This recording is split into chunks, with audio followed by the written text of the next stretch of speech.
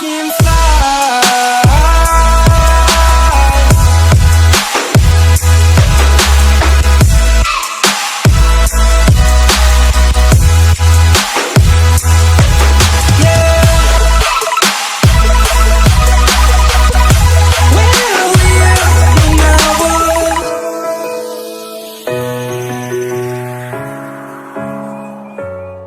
Hey guys, so today's video is going to be a makeup tutorial on this look right here.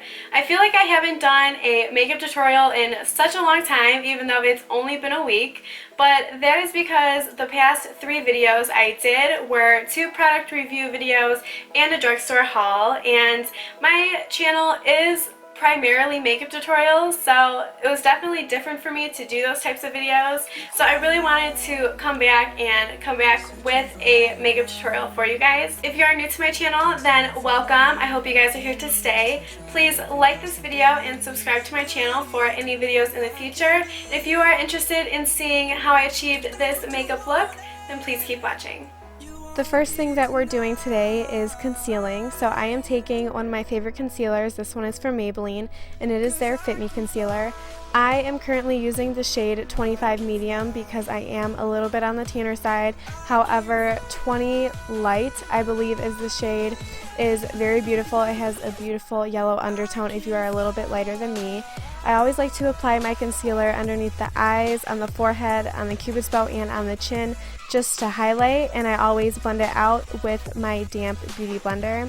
After I am done with concealer, I like to go in with loose powder and set all of the areas that we highlighted. So I go in with my Coty Airspun loose powder, and this is the translucent extra coverage, and I apply it with my damp beauty blender to give a more flawless airbrushed finish. The dampness of the beauty blender allows the powder and the concealer to kind of become one together with the skin. After setting all of the highlighted areas, we are going to go in with bronzer, and this is the Wet n Wild SPF bronzer in the shade Bikini Contest. It is their darkest one.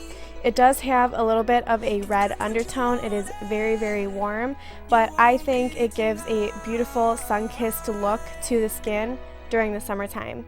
After bronzing, we are going to contour, and the contour powder that I am using is from the Kat Von D Shade and Light contour palette, and it is the lightest shade. So I like to apply that with the new e.l.f. brush that I showed you guys in my drugstore haul, and then I like to blend everything out with the e.l.f. blush brush. So now I am taking a new eyeshadow palette from the drugstore, and this is from Shea Moisture, and it is one of their mineral eyeshadow palettes, and I am taking one of the lightest browns in the palette and applying it to the crease with my Sigma E40 blending brush. I am then going in with the medium brown and with my Sigma E25 blending brush and applying it to the crease as well as the outer corner of the eye and flicking it out towards the tail of my brow to give a little bit more of a winged effect with the eyeshadow. After I apply the medium brown, I am then just blending everything out with my Sigma E40 blending brush.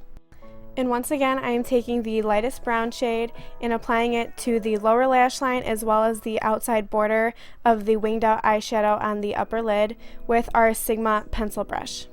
I am then taking the Shea Moisture eyeliner pencil in the brown shade and applying it to the upper and bottom waterline. Using the brown is going to go with the smoky brown effect of our eyeshadow, and it's also going to be a little bit softer on the eyes than if we would have used a black. I didn't want to be so dark and intense for this tutorial. I really just wanted to be very brown and smoky. So if you find that you need a little bit more intensity with the eyes, then go ahead and use a black eyeliner. I am now applying the shimmery orangey bronze shade in the palette to my lid just to show you guys what it looks like, but I felt that I needed a little bit more shine. So now I am applying one of the NYX Prismatic shadows on my eyelid. I forget the shade of it, so I will leave it down in the description box where I list all of the rest of the products that I use in my tutorials. And after I apply that shadow to the lid with my fingers, I am going to apply the darkest brown shade from the palette on the outer V of my eye and blend it out with a blending brush. Next, we are going to highlight the brow bone with the lightest shade in the palette, and I am using my Sonia Kashuk number 110 concealer brush, as always, to pack on the eyeshadow. I would say this is the only shade from the eyeshadow palette that is not super pigmented. However, it's pigmented enough to where you can definitely build it up on the eyes. After we apply that to the brow bone, I'm going into my Becca and Jaclyn Hill face palette and using the shade Amaretto, which is a very neutral matte blush, and applying that to the cheeks as well as the temples as always. And then I am mixing Prosecco Pop and Champagne Pop from the same palette and applying it with my Sigma E40 blending brush.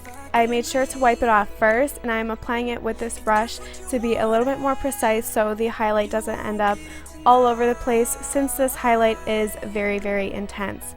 Now I am applying ColourPop's Beeper Ultra Matte Liquid Lipstick to the lips. However, I felt as though this was a little bit too cool of a lip for me and I wanted a little bit of a shine, so I applied one of Too Faced Melted Chocolate Lipsticks to the lips, and I will leave the shade down below.